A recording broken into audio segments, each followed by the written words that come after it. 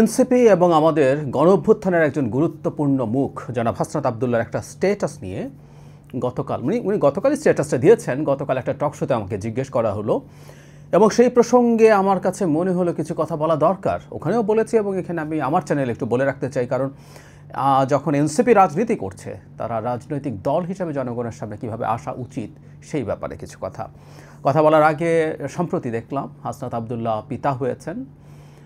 নবজাতকের জন্য আমাদের শুভকামনা এবং এই নবজাত শিশু যে আসছে, আমরা ভবিষ্যৎ বাংলাদেশ, হাসনাত তো এই লড়াইয়ে আছেনই, তার সাথে তার সতীর্থরা আছেন, আমরা আছি।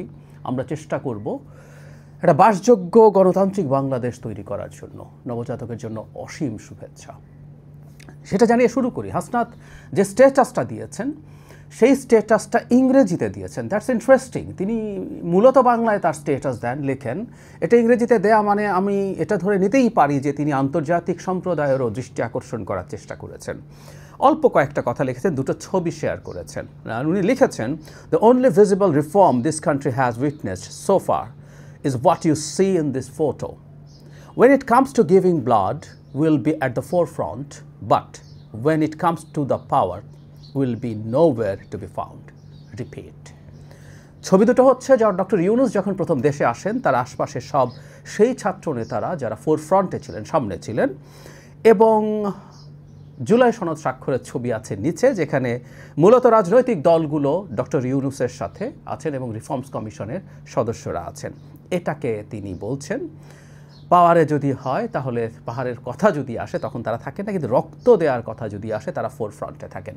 আচ্ছা, প্রথম কথাটা হচ্ছে যারা এই ছবিতে আছে, নিচের ছবির কথা বলছি, তারাও রক্ত দিয়েছেন। তাদেরও প্রচুর মানুষজন জুলাই আগস্টে রক্ত দিয়েছেন এবং শেখ হাসিনার সময়ে ক্রমাগত রক্ত দিয়ে গেছেন বছরের পর বছর। তাদের অবদানকেও ছোট করে দেখার কিছু নেই, কিন্তু ছাত্ররা নিশ্চিতভাবেই জুলাই গণঅভ্যুত্থানে সামনের সারিতে ছিলেন।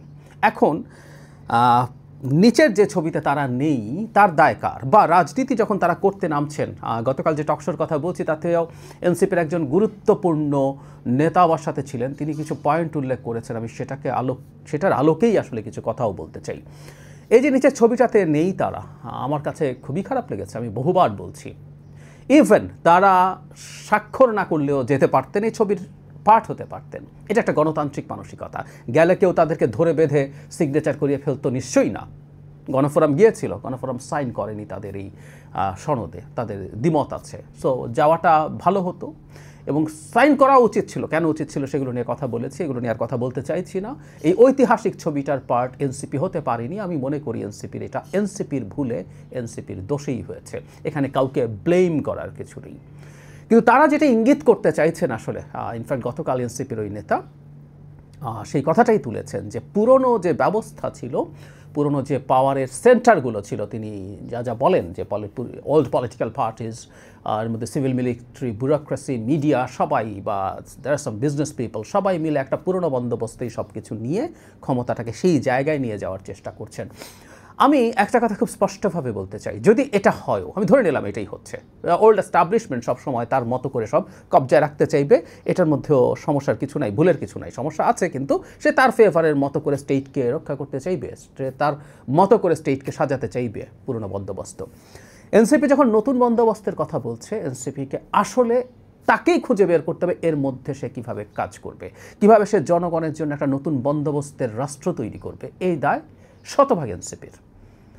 আমরা একজন সাধারণ, আমি সরিয়ে রাখি, আমি একজন পলিটিক্যাল অ্যানালিস্ট অ্যান্ড অ্যাক্টিভিস্ট, আমি যদি সরিয়ে রাখি, আমি সরিয়ে যদি বলি আমি একজন সাধারণ নাগরিক, আমি দেখছি একটা নতুন রাজনৈতিক দল তৈরি হয়েছে এবং আমি দেখতে চাই তারা পুরনো বন্দোবস্তের কবল থেকে রাষ্ট্রকে উদ্ধার করে তারা তাদের নতুন বন্দোবস্ত কায়েম করছে, যার মাধ্যমে আমরা বেনিফিটেড হবে। এটা কীভাবে তারা করবেন আসলে এটা আমাদের দেখার বিষয় না।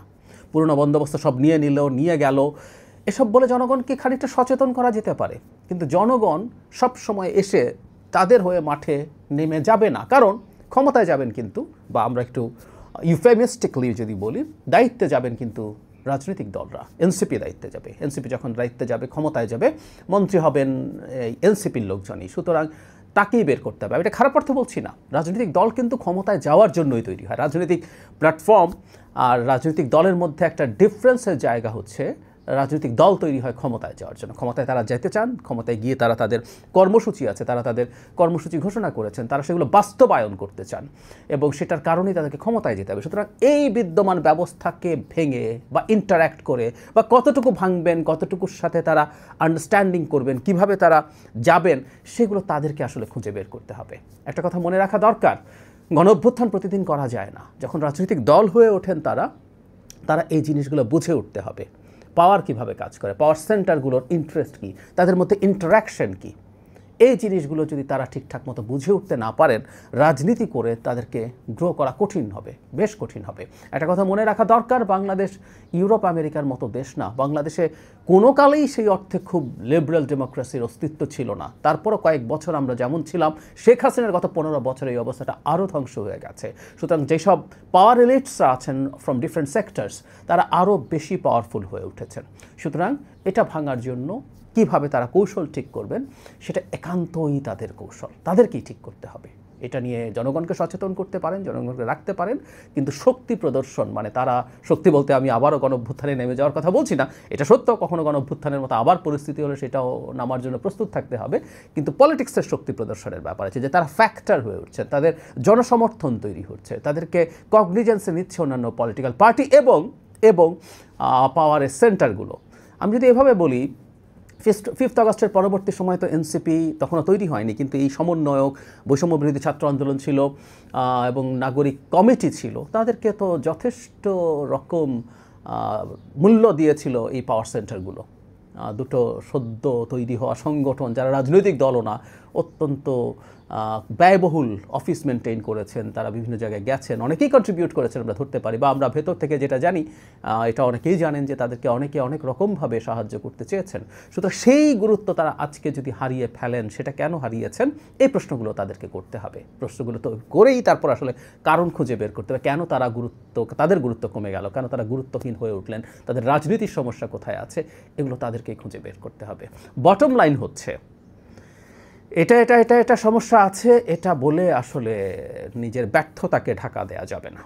এটাও তারা বলবেন না তা বলছেন, এটা তারা বলবেন, এটাও বলবেন আসলে তাদের সাথে জনগণকে সম্পৃক্ত করার কাজে। কিন্তু এই ব্যবস্থা ভাঙা, এই ব্যবস্থার মধ্য দিয়ে গ্রো করা এবং কোনো একটা সময় ক্ষমতা গিয়ে এই ব্যবস্থাকে গ্র্যাজুয়ালি শেষ করে, যতটা সম্ভব, পুরোপুরি শেষ করে দেওয়া আসলে যায় না, যতটা সম্ভব সেটাকে জনগণের পক্ষে নিয়ে আসার চেষ্টা, সেইগুলো তাদেরকে রাজনীতির মাধ্যমে করতে হবে।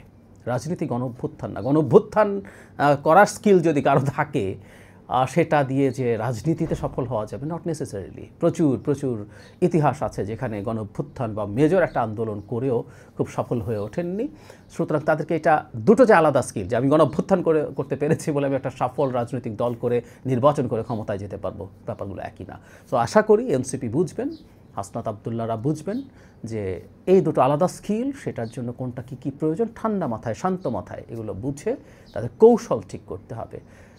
খুব শুনতে খারাপ লাগতে পারে, তারপরও বলা, রাজনীতিতে কৌশল খুব গুরুত্বপূর্ণ। কিভাবে কৌশল নির্ধারণ করবেন, কাকে প্রতিদ্বন্দ্বী, কাকে শত্রু, কাকে মিত্র তারা বানাবেন, কীভাবে বানাবেন, এর মধ্য দিয়ে তারা কীভাবে নেভিগেট করবেন, পাওয়ার সেন্টারগুলোর সাথে তারা কী করবেন। কেউ বলেন যে সব ভেঙে চুরে চলে যাব, না, সরি, গণঅভ্যুত্থানের পর আবার নতুন করে আসলে এই পাওয়ার সেন্টারগুলোর সাথে তার ইন্টারাকশন কেমন হবে, তার ডিলিং কেমন হবে। ডিলিং বলতে আমি নেগেটিভ অর্থে বলছি না, ভুল বুঝবেন না যে ওকে এটা দেবো বলে, না, এরকম না। ডিল মানে হচ্ছে তার সাথে কীভাবে, কী প্রসেসে তারা ইন্টারাক্ট করবেন, সেই জিনিসগুলো তাদেরকে আসলে ঠিক করতে হবে। আমি মনে করি সেটা করতে পারলেই তারা রাজনীতিতে ভালো করতে পারবেন। এবং আমরা চাই, আমি ব্যক্তিগতভাবে চাই, এনসিপি যখন জন্ম হলো তখন প্রথম আলোতে আমি কলাম লিখে বলেছিলাম যে বিএনপির একটা প্রতিদ্বন্দ্বী রাজনৈতিক দল লাগবে। তখন আওয়ামী লীগ নিষিদ্ধ হয়নি, যে একদিকে আওয়ামী লীগ আছে আর জামায়াত আছে। আওয়ামী লীগের তো প্রশ্নই আসে না আইডেন্টিটি পলিটিক্স করা, সেটা যে নামের আইডেন্টিটি পলিটিক্স হোক। সেই কারণে জামায়াতে ইসলামীও বাংলাদেশে দ্বিতীয় প্রধান শক্তি বিএনপিকে চ্যালেঞ্জ করুক, সেটা চাই না। আরেকটা মধ্যপন্থী দল এনসিপি যদি হয়ে উঠতে পারে, আমার মানে একেবারে অকুণ্ঠ সমর্থন থাকবে তাদের প্রতি। আমার সেটা এখনও আছে।